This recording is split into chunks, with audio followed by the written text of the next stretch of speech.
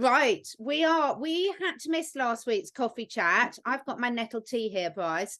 I love nettle tea. We had to miss it last week because unfortunately a family member of mine was in hospital. So everything last week went out the window.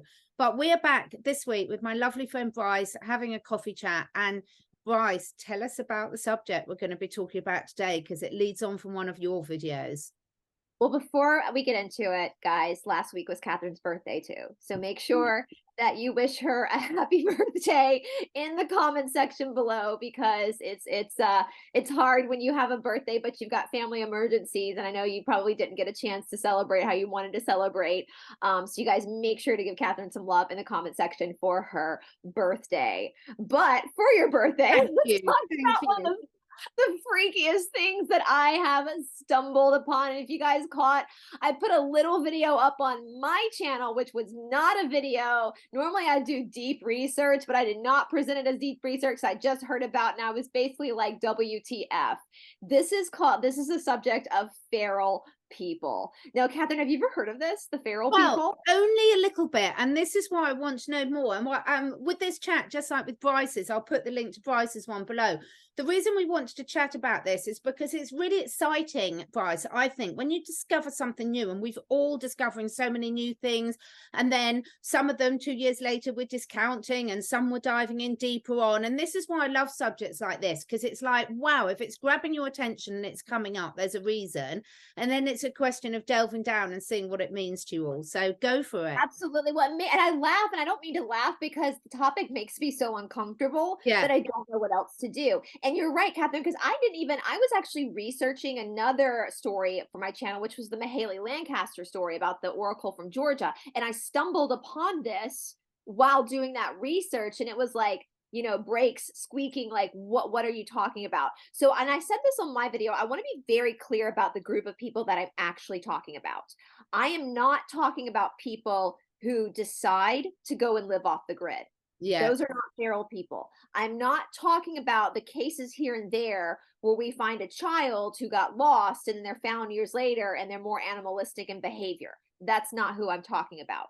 I'm not talking, even though the people that the clan of people that I'm talking about do predominantly live in Appalachia, which is the mountain chain that I am at the foot of. And so that's why it really caught my attention. Now, with that being said, we are planning our wellness retreat in Appalachia, but don't let this freak you out, because the feral people do not come.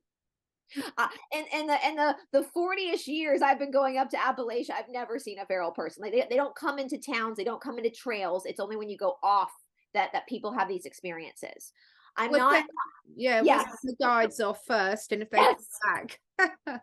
So I don't want to freak anybody out. Like, you're not, if you go looking for a feral person, like going off trail looking for them deep in Appalachia, actually the feral people are not the scariest about that. It's actually the nature that would probably take you first, falling into ravines, all that kind of stuff. If you go off trail, it's very dangerous, beautiful, but dangerous. Yes, if you're coming to our wellness retreat, you'll be very safe. We're going to be within civilization with guides, so they don't come to those areas. They don't mess with the towns. So I'm not, and there is another group of what we call feral people, a lesser group, which I want to just kind of briefly mention. Now, Appalachia is also known because the Appalachian mountain chain that runs from Atlanta, I'm at the foot of it, all the way up into Canada. So it's a huge eastern border. It's the oldest mountain chain in the world. It's older than all the other mountain chains. There's tons of Appalachia that you can only really get into, supposedly. This makes me question it now with helicopters. So it's very much the wild countryside of Appalachia. Beautiful, gorgeous. There's a part of Appalachia where these feral people tend to live, which is the Smoky Mountains. And this is the border between Tennessee and North Carolina. And it's called the Smoky Mountains because clouds get stuck, fog gets stuck in it, and it looks like smoke. And I've been up there during an episode. The smoke comes in, and you really can't see in front of your face. It's so cloudy. But anyway, that's just a part of Appalachia. Now, we know that a lot of people who have warrants for their arrest, who are wanted for something, sometimes will just take off into Appalachia to hide. And those people do tend to, kind of like the children that get lost, when they are found, they do tend to kind of have a wild-esque aura about them, because they've had to survive in the wild. However, the thing about people who go off grid intentionally, children who get lost, criminals who go to hide, is that these people actually come from civilization. Exactly. Now, So they've got that. Yeah. so they've been born, and when I say that, I don't want to. I said on my channel, I'm not going to start a philosophical debate about what a civilization means. You guys know what I'm talking about. These are people who know how to read and write. They know what a town is. They know what a car is. They know what buildings are. They know what clothes are. Like they know how to cook in a kitchen. You know, that's what I'm talking about.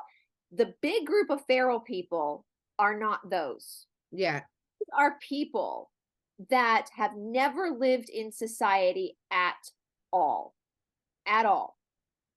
And at this point, it is just considered folklore and legend because no official, I mean, it's kind of like our friends who still watch the news that say, well, if it's not on the news, it didn't happen. There's been no official like recognition of these people existing. But, and this is what freaked me out, if you actually go and research feral people Appalachia, or just type in feral people Appalachia, the amount of stories that you will find over and over and over again of people having the same experiences or the same type of experiences, and it's always people who go off trail. Yeah. Now, I will give you an example. One of the examples that I thought just gave me chill bumps. One of the biggest ones. So apparently, first let me start by saying that the main location where these people really tend to live is, again, in the Smoky Mountains that borders Tennessee and North Carolina. And from what I understand, people that live in that area, the civilized people, actually call them caveman. They talk about the cavemen. And they say, if you don't bother them, they won't bother you. So basically, like, just ignore them. They won't come to our towns and bother us if we don't bother them. So it is kind of accepted within these smaller towns that this is a reality, that there are feral, and almost like they're almost like people who are wild animals at this point. Yeah. Now, there was a story of one feral man who I guess had wandered. He was on death's doorstep, so he had wandered, and we know when people, especially what he was dying of, which I'll tell you guys in a minute, you know, the mind gets a little wonky, and he had wandered, and he was resting up against a telephone pole, which probably looked like a tree trunk to him because they don't have technology, right? And somebody called an ambulance. The EMTs got there. One of the EMT workers said that when they picked the man up, he had never seen anything like it. Like, it was so shocking. He was hairy. One thing that they mentioned is their eyes. They all have very light blue eyes that look very wild. And they got him into the ambulance. He was covered in ticks, you know, and they started running tests, and two things became very apparent right away. That this man was severely inbred and was dying of kuru.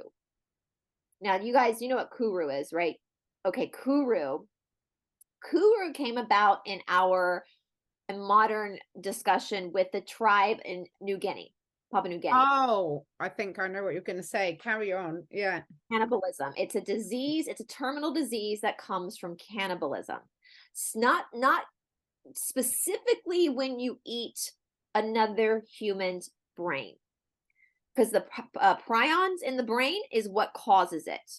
Isn't this, being very careful what we say, isn't this what has come to light recently with certain activities? Certain celebrities, potentially, allegedly, yes. But we know for a fact this became, it was a few decades ago that there was an outbreak of kuru in Papua New Guinea. Now, in Papua New Guinea, they're not going around hunting people. I consider them to be a part of civilization because they have a village, they have a town structure. Yeah. They were developing kuru because part of their funeral services, so after grandmama dies or grandpapa dies, part of their funeral rites is to eat part of the body.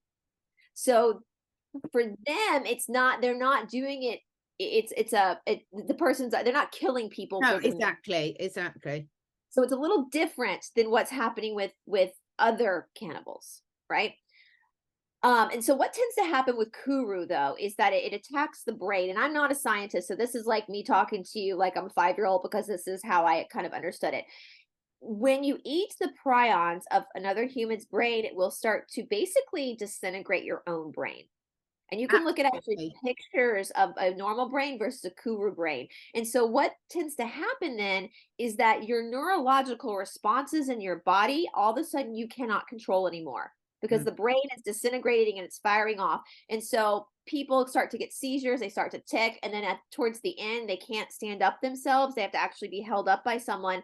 And then right before they die, they get what's called the laughing sickness, where they start laughing uncontrollably, and then they pass away. Now, sadly, with the Papua New Guinea situation, it was a lot of children that contracted. It's more common in children and women. But this man that they had Kuru. And so this kind of added to the legends in that area already around these feral people. Can So I just they, make a joke about anyone that's been eating McDonald's? Watch out. Someone who's been eating McDonald's and they start laughing uncontrollably. oh, that's a good point, but that's not knowing that they're putting, that's a good point. That could be So, another be afraid, genocide. be very afraid, yeah. That's why, yeah, and it only comes like this type of stuff really, what it seems to me, and I made this analogy, this or not analogy, this observation, that's the word I'm looking for, on my channel. When we're looking at people's experiences with feral people, it does seem like that these feral people don't eat each other. So I kind of, because from what I understand, when you see a feral person, your first instinct is not going to think they're human. They're going to look like an animal to you at first. First, it's going to take a while for you to register it's a human being. So my assumption, and my dad used to say, when you assume, it makes an ass out of you and me, so I could be wrong, but this is just my speculation, is that whatever their lives are like out there in the wild Appalachian mountains, they do understand. There is a moral understanding of not eating each other. So I think that they don't realize we are them and they are us. That's my own interpretation of that. Now, with feral people too, it's kind of like, I've been to Africa twice, to do 2 different countries in Africa. And both times it was said to me, if you see a lion, that's the last thing you're going to see. Because a lion will only make himself known to you if he's hungry and is hunting you, or if you've threatened him, if he's threatened by you. And that kind of sounds like the feral people. There were many people who said if you are hiking Appalachia on the trails, if you stay on the trails, you're never going to run into one, but they could very well be up in the trees and you just don't know, watching you. And you just don't know, like some deer do, or some wild animals, and they're just watching you, gauging you, which freaked me out. Because when I hike Appalachian trails, I tend to keep my eyes on the ground because of snakes. Yeah. There's wild snakes, there's very poisonous snakes, which if you come to our retreat in our wellness center, I'm actually going to have somebody come and talk to you guys about looking out for the different color patterns of snakes, because that's what I'm looking for, when I'm hiking. So I'm not paying attention to the tops of the trees, right? Now, again, if you go off trail Appalachia, in my opinion, is hellish in itself, because it is thick, dense sticker bushes. Again, you can look out into the off trail and think that the land is flat, but it's so overgrown, there could be a raven that you could fall through. Yeah. Right? And a lot of missing people could be not from feral people, not from alien abductions, but literally could have just fallen into a raven and died, and their body's still there, right? So that's how dangerous Appalachian is. So I am one that always prefers to stay on trail anyway, just because man versus nature. I respect the mountain. I respect how powerful that mountain is and how dangerous it can be if you're not on a trail. But again, all these episodes of feral people have come from stories of people besides the EMT who ventured off trail and barely got away with their lives. Now, feral people, from what I understand, after everything, they don't speak English. They don't understand English. And in fact, most people have said if they do speak at all, which a lot of people in their interactions with groups of feral people is they don't speak. They speak more telepathically, which makes sense to me, because I feel like a lot of animals speak telepathically. When you're in nature and you don't have anything to distract you, like cell phones, computers, traffic, car, I think those heightened abilities, those senses start to get stronger, and you're able to kind of feel energy. You have to feel, if you're in the wild, that's your main sense of survival, is just you can't do it if you're hunting another thing. So if the lion are hunting a pack of antelopes, a herd of antelopes, they can't start saying, oi, you Bob lion, you go over there, I'll go there, and then we'll get them, because the antelopes will hear them. So everything's done by silent communication. and watching. It's really fascinating to watch. Yeah, because you can't warn your prey or the predators, you know, what's going to happen. So I mean, I'm not a fan of obviously I'm not a fan of hunting, but I do know hunting is big, and that's one thing in Appalachia. Like, when you guys come to our retreat, we're gonna warn you about, like, when we bring Ravi up into the mountains, we have to put a neon green vest on him, because hunters are very quiet when they're deer hunting. And so we put a neon green vest on Ravi so that you can see him, so people can see him and know it's not a wild animal, it's someone's dog. A lot of hunters will wear orange vests so they can at least see each other, because the animals can't see the color, but they're very quiet, and they will sit and they will wait for their prey to come, you know, into their trap or whatever. So you're right. And some people say that they do make clicking sounds with each other, almost like an ancient African language, that they'll click to each other. But other than that, any type of noises, they growl like an animal. Any type of noises that they make, anybody who's had an experience say if there is a language they're speaking, it's not a known language to any type of civilization. So they're not out there just speaking French. So talk me through the people that have actually had, are there people that have had interactions with more than one, you know, come across a group of them? Yes. So there is a lot of stories. So there is the Appalachian, so the trails I'm talking about, there are many of them. You can do day hikes, you can do 5 miles, 3 miles, longers, you can do there's a big one though that goes all the way up the coast. And many people, that's kind of on their bucket list, to take like 3 months and just camp and hike down Appalachia, the main trail. So a lot of the stories are coming from people who've either done a portion of the long trail where they've been out in the woods for like 3 days, or have done like a big long hike and they're camping. So a lot of people, these stories come from people who've doing, you know, and if you're doing the long trail, they have these shelter spots where you can stop, and they give you the mat, and it's a safe place for you to set up camp, where it's sheltered and it's close to a park ranger. So if there's a problem, you can get in touch with a park ranger. And a lot of people who've had run-ins with clans of feral people, all of them say the same thing. If you are doing camping on Appalachia and you're on the main trail, camp at the shelter locations. Do not make the Mason. So a lot of people have this romantic idea about Appalachia. They're going to commune with nature, and so they're going to go off trail, you know, 30 minutes off trail, and find a camp spot and really be one with nature. Well, besides feral people, I would never do that because of bears.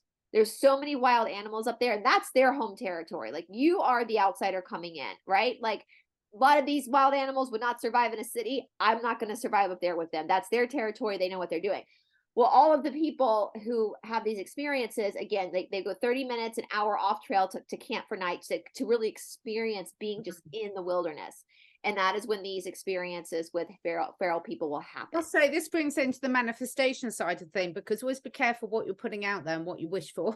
Right. If you want a real experience and a real go wild experience, you might have called that in. Right. Well, it's crazy, these stories. And a lot of them say that, but leading up to the actual occurrence of running into these feral people, they say leading up to, even on the trail, they felt like they were being watched. Yeah. So they were being stalked by them. I absolutely love it. And then when the feral people saw them leave the trail, they thought, okay, now you're coming into our territory. Yeah, fair game. And they had to get out. I mean, they talked about the screaming, the yelling that they would do, the entrapment where they try to entrap them. Now, I will say this: if you are now in the United States of America, these are legal. All right. And we've had huge discussions about that, about, you know, protecting yourself from, you know, Big Brother, all that kind of stuff. Well, if you want to do a long excursion on the Appalachian trails, even if you stay on the trail, all these people who've had experiences with feral people say you absolutely must have one of these, because that is the only weapon that is going to protect you from the feral people. What I mean by this is the feral people are able to run faster than a dog. They're able to run up trees like a squirrel. They do it barefoot.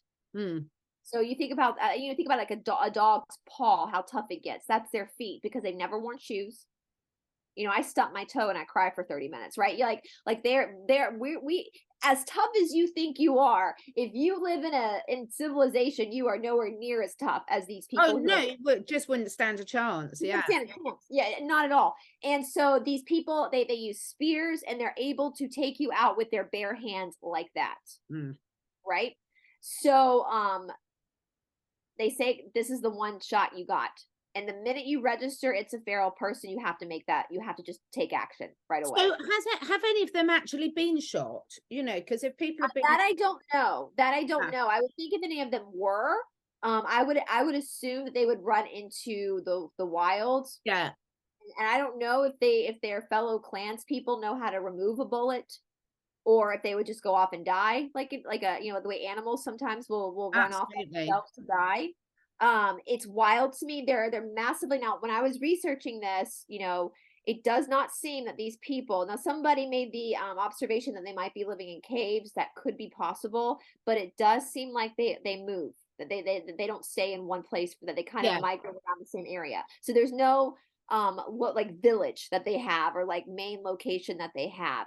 Now, as far as the inbreeding, I was reading like statistically with these clans, like what would it look like? And somebody said, in order to have a successful society without any inbreeding, you need about 500 people. These clans are no bigger than 50. So inbreeding is literally their only option. Now we know with inbreeding too comes a lot of big time health issues. But then I think about even that, about these women, the females giving birth like an animal in the wild, like as like being able to give birth and know how to do that. Like animals know how to give birth, without the intervention of, I mean, my dog was born in the wild on the streets without the intervention of a vet, so the fact that they know how to do, I mean, it's just wild to me. They do say that they don't wear shoes. They're extremely hairy. Which I do think that, I don't believe at this point, I said on my channel, I used to believe in evolution, but I don't anymore as far as the monkeys to human. But I do believe in survival of the fittest. I think that's common sense. It's conjuring up a lot of images. I'm sure we can all think of people that fit this description.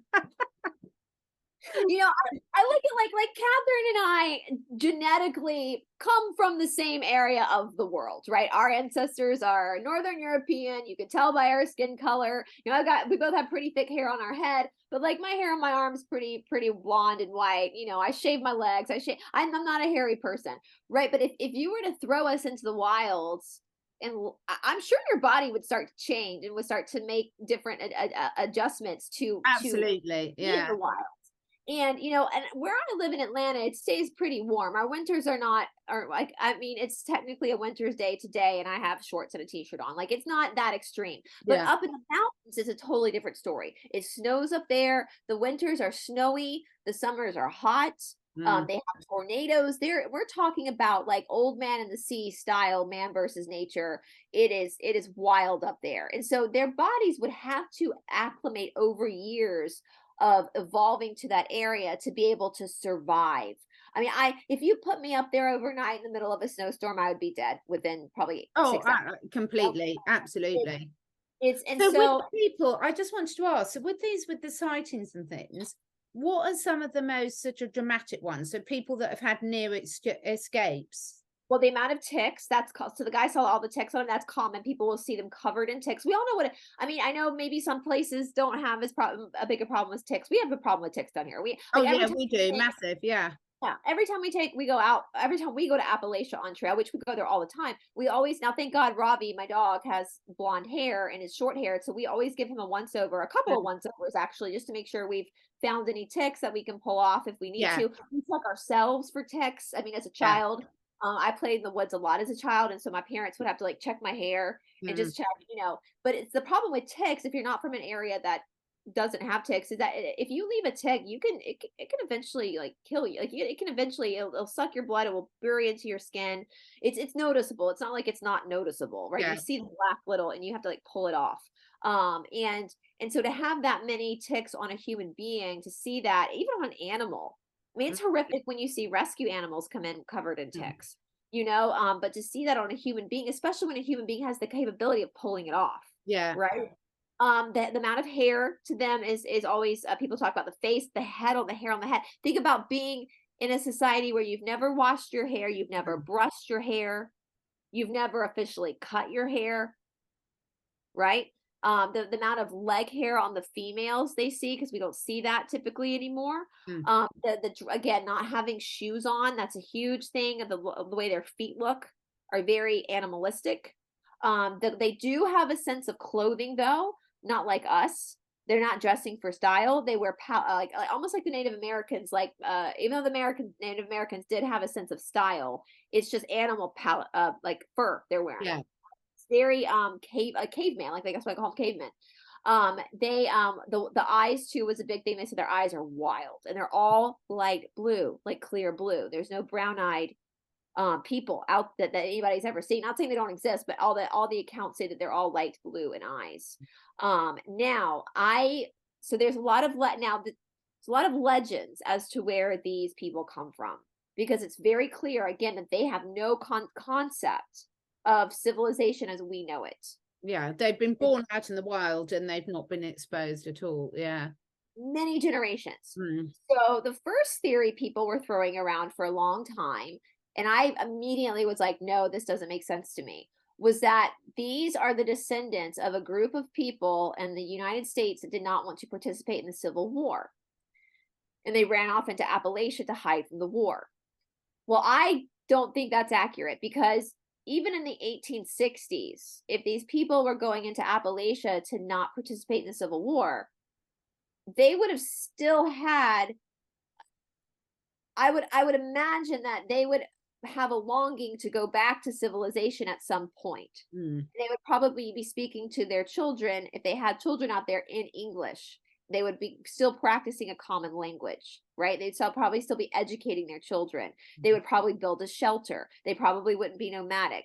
You know, these are people, even though this was for us right now, that was a long time ago, they're still closer to us in modern times than ancient history. So what you need today to survive, they would have needed too. And they would have been used to. Yeah. They would have been used to having a horse and carriage, a house, a bathtub, an outhouse, a toilet, clothing. I mean, the girls at that time wore beautiful dresses every day. You know, it's to me, that does not make sense, because I think that once the war ended, they would have made their way back into society, because that's what they know. And that's what they would want their children to have. Of course, even though inbreeding was done more then than it is now, they probably would have had some ideas that like brothers and sisters can't procreate, right? So they would have understood their children needed to get back into society for that purpose.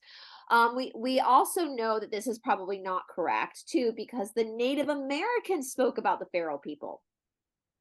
So riddle me that, Batman. If the Native Americans, especially in my area, the Cherokee, were like to the white people, like, yo, don't go in those woods. Like, there's crazy wildlings out there. Like, don't do it. So if in the Native Americans, we know, like, if I had to, it's amazing to me. I think the only way, if we believe the history that we've been taught, I think the only way that the English and the French and the Spanish were able to conquer the Native Americans was because we had guns and cannons.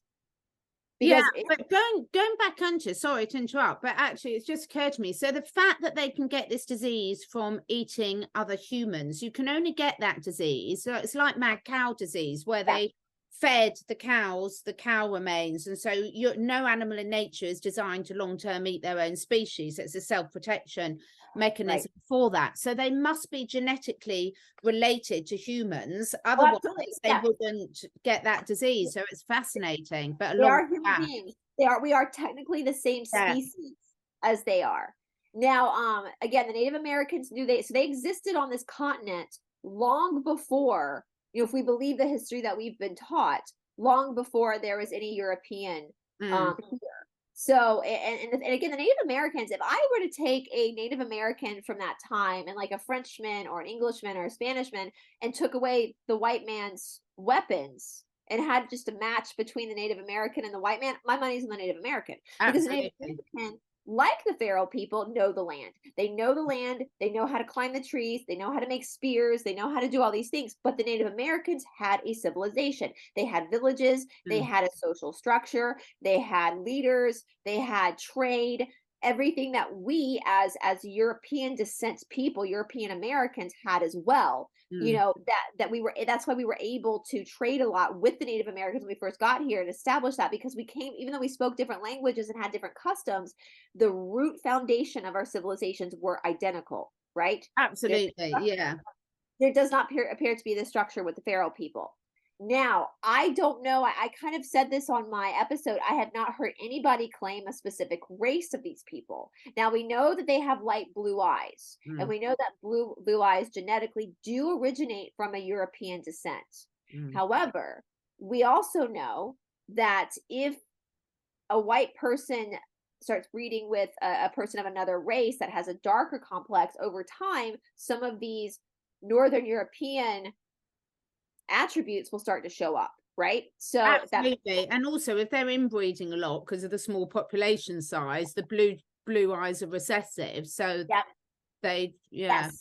Yeah, and that's a good point. Blue eyes are recessive. So, like, both of my parents have blue eyes. If I had popped out with brown eyes, that means my mama had an affair. Yeah. Right. Because that's I don't carry the capacity as a blue-eyed person to give someone brown eyes because it's fully recessive. So that's a really good point. Like, where did this recessive? So the recessive has to come from somewhere. It has to be trickled down, really kind of squeezed out. Yeah. And so we also see now. I will say that I love American Horror Story, the series, even though I know it's fully controlled, but they tell us a lot. But there's also a mini series called American Horror Stories, plural. And season 1, episode 6, they cover feral people. And I watched it. Now, of course, they make the feral people in this episode look way more monstrous than, I mean, it's already pretty monstrous to see someone like that. And it terrifies people. They think they're a wild animal, but they really hand it up for Hollywood. But the main point of this episode was they put out this idea, which makes me go, huh, that we have all these national parks in the United States, especially on Appalachia. It's protected. It's a national protected, quote unquote, park, because they're trying to keep the feral people enclosed. So that, now in American Horror Story, they were saying it's because, the government wants to like go in every now and then and like kill a few of them to keep humans safe, to keep us safe. We know Big Brother is not doing that. Big Brother is not trying to keep us safe. Not at all. So that brings in the theory that does the United States government and the Canadian government, because we also have issues up in Canada too, because Appalachia's up there too. Do the United States government and the Canadian government know about these people? Oh, they must do. Yeah, they must do. But equally, can we all start making a list? You can put it in the comments below about who'd like to go and put in camps out there off thing and see how they fare. It's like when you get these survival series and things like that. It's like, can we volunteer who we put out there? Because I think this would be the perfect just desserts for certain people. I mean, talk about an execution by, a terrible, because I just drop them, take a helicopter. Yeah, I think we should you off in helicopters and see how they feel. Yeah. On farms, people will ring a bell for the pigs to come, or hit the call the animals for feeding. It would just be calling them for feeding time. Well, and then people think, are they, we saw this with the giants too, that apparently there are giants in stasis. So is the American government or the Canadian government, or just the government in general, using these people to weaponize them against the people, against human population? Because they are it just opens up a whole lot of questions. And again, I don't know where they come from. That's the thing is, and of course, if they are blue-eyed people, but have elements of other ethnicities in them, does it then go back to Tartarian times? Does that then prove that white people didn't just show up here in 1496, that there were already white people here in the American continent before Columbus, the story of Columbus, which then opens up to Tartaria? There's just with cases like feral people, after reading into it, I have more questions than answers at this time. Absolutely, because there's so many things running through my mind, but there's obviously limited populations of them in terms of, and the thing is, I think it's highly unlikely they could be weaponized, because they're not going to take instructions from anyone. Yeah, that's a good point. And in fact, I'd love to see them try, because they'd get eaten. But I mean, I love all this sort of stuff, because there's so much in folklore that turns out in hindsight to be true. And so much that, this whole narrative that we've been fed with the mass brainwashing of oh, it's just a fairy tale. Oh, it's just this. Oh, it's just that. And you're thinking, well, actually, yeah, but there's a reason why these stories span over generations to make a point, and they've been tweaked along the way to try and, a bit like they do with all the so-called conspiracy theories, debunk them. But actually, a lot of them are really set in truth. They really are. And it doesn't take that long for someone to go wild when left in nature and stop using language. As you said at the start, you know, when they have found children who've got lost and been abandoned, they don't speak at all. And a lot of them never start speaking, and they'll move like a monkey or like a wild animal or like this. It's just quite incredible. You know, again, it just shows how adaptable we are, any animal is, to see that actually it comes back down to the sort of Bruce Lipton work of the epigenetics, and that we are a function of our environment so much. And also, I think with the cannibalism, why would you not? You know, why is it all right for us to go out and eat a deer? Yeah. Oh, shoot wild things and hunt wild things. Well, what if we're out, as you said quite rightly, if we're out in their territory, why should we not be just as much game as they are? This superiority complex that we can do it to everything, but no other species can do it to us. So I must say I find it quite amusing, but I need to be careful what I put out there for when we do arbitrary.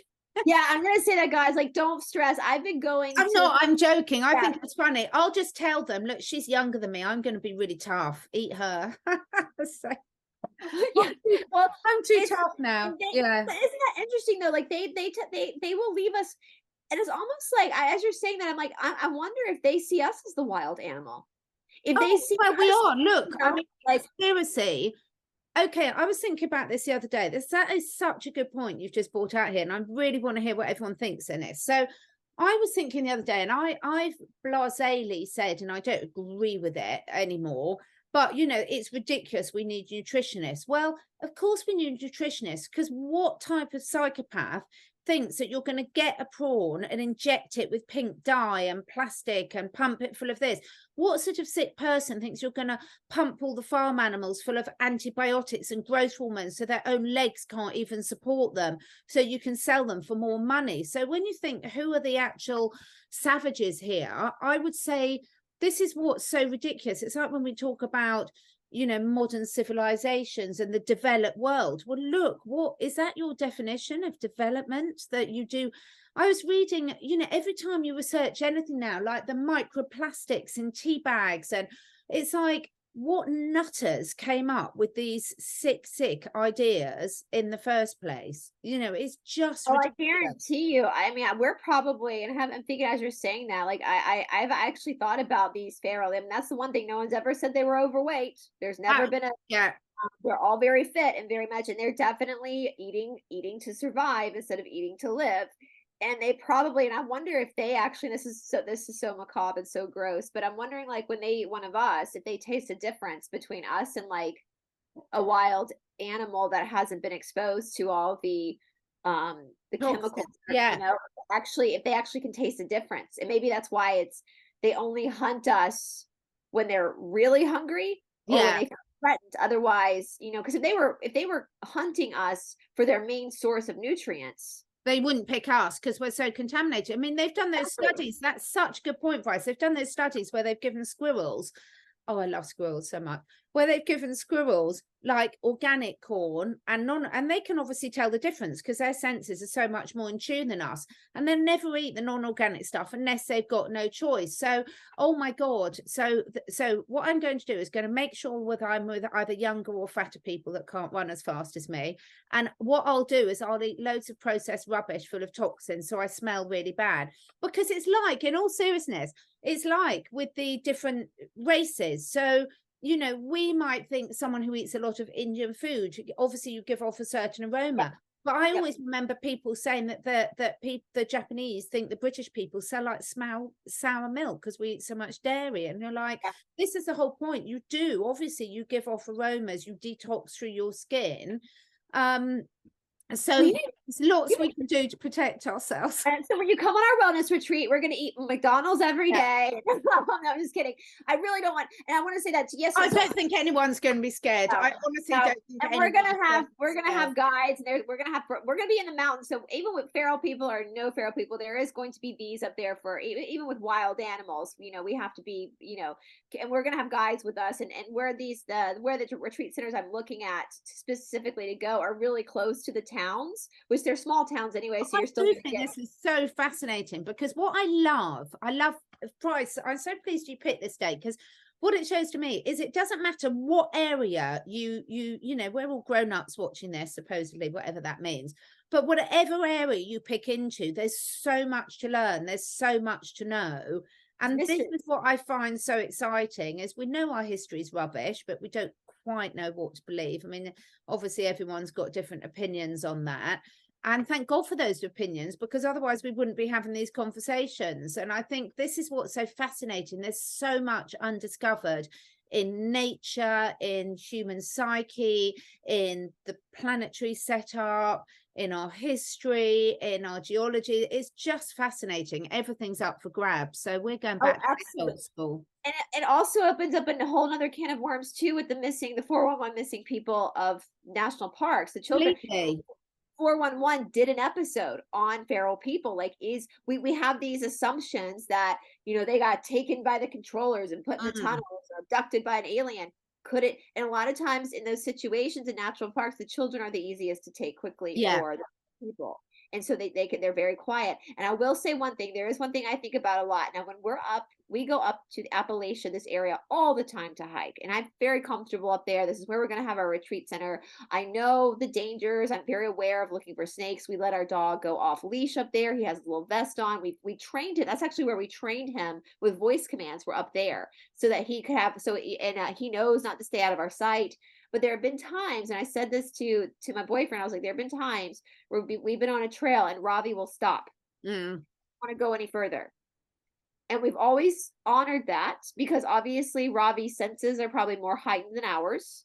And we'll turn around and go back. Now, in our head, we're thinking it was a bear or a predator animal that he can sense it's a predator animal. But what if it was a predator animal of our own kind? What if it was a feral person he was sensing? Well, next week we'll do a communication with him and we'll show him some pictures. Oh, that would be fun. I'm joking about this because I find it so fascinating. I mean, there's no bit about me that doesn't believe this. I 100% believe it. There's so much we don't see, we don't sense. And what I love about it is it doesn't scare me at all, because I just think, well, you know, we're in this planet at the moment of contrast where things eat other things. And you know, for me, if any species of any animal, whether, you know, and we're just another species of animal, in my opinion, survival instinct is really high. And you know, if it's a case of starving to death, they've shown that. We did the plane crash story and things like this. You know, that's the whole point. When you're in lovely civilization, you think you'd never do these things. But if your life's really on the line and it's the only choice you've got, then often you do. But look at all the discussions we've had over the years, Bryce, about morals, and a moral is just an opinion. Everyone's got different morals. Everyone's got a different opinion about what's right or wrong. You know, people saying you shall not kill. Well, how many of you are eating meat or plants or whatever? You know, we're killing all the time, aren't we? Or recycling or whatever. So I love this tangled web of just questions. It really makes you think about it in a big way. And I'm going to go and do some more digging on this, because I think we should. It's fascinating. Fascinating. And I will say, you guys, I'm talking this afternoon. I have a new person coming on my channel who's a folklorist from Georgia. And she's a lot on feral people, because she's out there. She does a lot of like cryptic work, or for the crypto creatures like Bigfoot, Sasquatch, all that kind of stuff, because we have a lot of that. That's also in Appalachia, guys. We're gonna have a fun 10 days. But so she's had her run-ins with this theory of feral people too, and so I'm going to talk to her about it as well and get her perspective of, especially since she goes out there a lot, and what she does to make sure. But and also, you know, the fact that the one thing, as you're saying that, Catherine, I'm like, okay, so we know they don't come to town because we're not their main source of food. They only hunt us when they have to, or they hunt us when they're when we're scaring them, when we're coming too close. So isn't it quite handy that if they kill us because they think we're too close to them, they'll eat us too? That's quite they don't just leave us there. That's quite great. You know, you don't want to waste it, do you? So it's sensible, you know. So the good news is we're way too toxic to be their main source of food. Fantastic. I love it. I really want to hear from people in the comments. If you've heard about this, if you've had any experiences, or not just this, what other beings, creatures, supposed mythical beings have you had experiences with, or do you believe in, or not? Because I think this is fantastic. And I honestly do think, yes, it's a light-hearted, fun discussion, But I do think this is all part of opening up our senses, of really just not being attached to the reality that we've been sold to, and just really just saying, what if, because, you know, it doesn't matter to us either way, whether it is or not. But the whole point is there's so much out there to discover. And if they are being hidden, I love to know why. You know, what is it? Why are they being hidden? Why aren't they bringing them into civilization? Why aren't they teaching them? Like, why aren't, same. Because we've done that in every other part of the world. You know, every time they come across a tribe, you know, the people who've invaded, which is normally the British, they normally, you know, try and convert them to their religion, their way of thinking, their way of living. And we all know that does not go well at all. So it's absolutely fascinating. Let us know. I really, really, really want people to let us know. What have you seen? What have you heard? Good programs to watch. And do you want some more of this stuff? Yeah, this is awesome. All right. Thank you so much. We will be back next week. I will link the first video that Bryce did underneath this video. We'll be back next week on Esoteric Atlanta for some more fun discussions and seeing what the world can throw at us next. Have a wonderful week, everyone. Bye, everybody.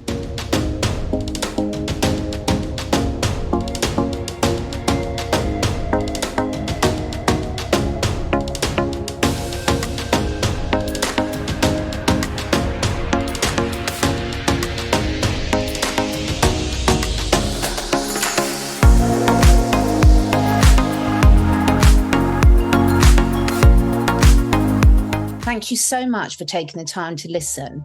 And if you feel inspired, please do share with your friends and family. My goal is to inspire as many people as I can to live their best lives, to stay curious and to raise their consciousness and that of the collective. So to do this, I need to reach as many people as possible, and this needs your help. If you feel drawn, would you be willing to share your favourite episode with 5 different people? This helps us spread the word and also helps me encourage some exciting new guests to take part in this podcast. If you feel drawn to do that, I will be very, very grateful. All the links and discount codes where applicable for all the products that I support are on my 2 websites, catherineedwards.life and catherineedwardsacademy.com. All of the products are personally tried and tested by me, my family, and my clients. And finally, please do press the follow or subscribe button, depending which platform you're listening on. And above all, stay curious and stay free.